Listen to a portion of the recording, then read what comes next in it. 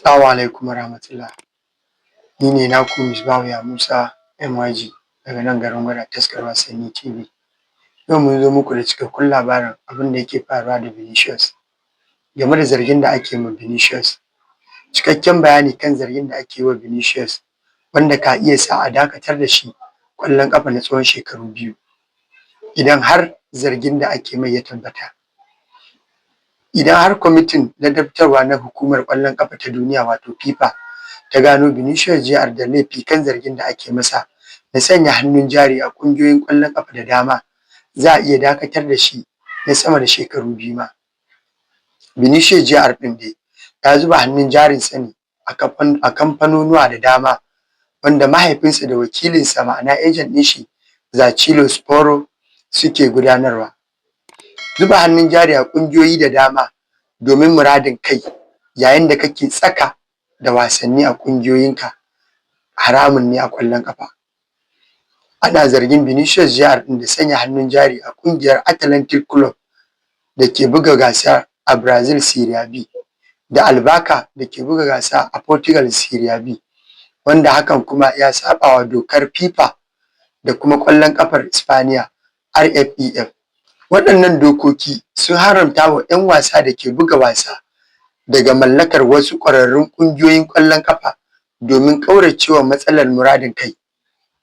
Ma'ana matsalar muradin kai ka iya faruwa a ce ka haɗu buga wasa da ƙungiyar da ka mallaka, za ka iya ba da dama a ci ƙungiyar taka ko kuma a ci ƙungiyar da ka mallaka domin ƙungiyar da kake takawa leda ta yi nasara. Ya haɗa kuma da siyayyan ɗan ƙwallo. Za ka iya amfani da daman cewa kai ne kake mallakan wancan ƙungiyar ka sai ɗan ƙwallon da duk kana iya siyan shi a kowane hali. Ya haɗa kuma da yawan haraji. Za ka iya amfani da wannan daman kai ne kake mallakan ƙungiyar domin tauye musu haraji domin ƙila suna buga wasa ne a ƙasar da kake buga wasa. Wannan su ne matsalar kai da kai.